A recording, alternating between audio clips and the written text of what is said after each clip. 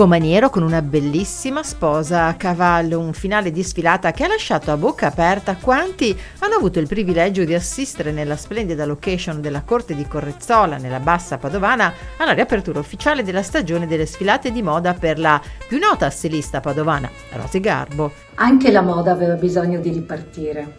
In questi periodi della nostra vita c'era veramente la necessità e con la nuova collezione l'ho fatta ispirandomi alla bellezza, alla storia, all'arte e al nostro territorio.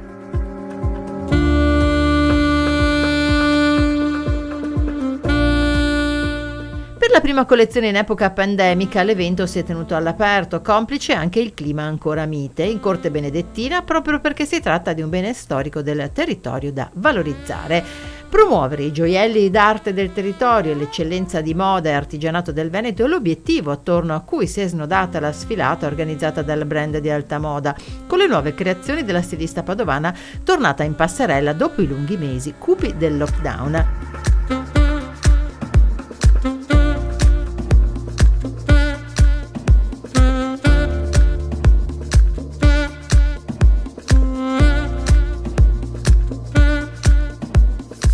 All'insegna del ritrovarsi e con la speranza di tornare alla normalità, l'evento ha intrecciato alta moda, enogastronomia, storia e arte.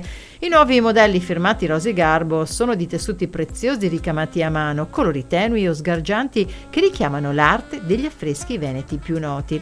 È proprio l'artigianato l'essenza della Maison, da oltre 40 anni nel mercato dell'alta moda. In passerella anche gli abiti protagonisti delle foto realizzate dall'artista Sandra Zagolin nei luoghi di Padova Urbs Picta, dichiarati patrimonio dell'UNESCO.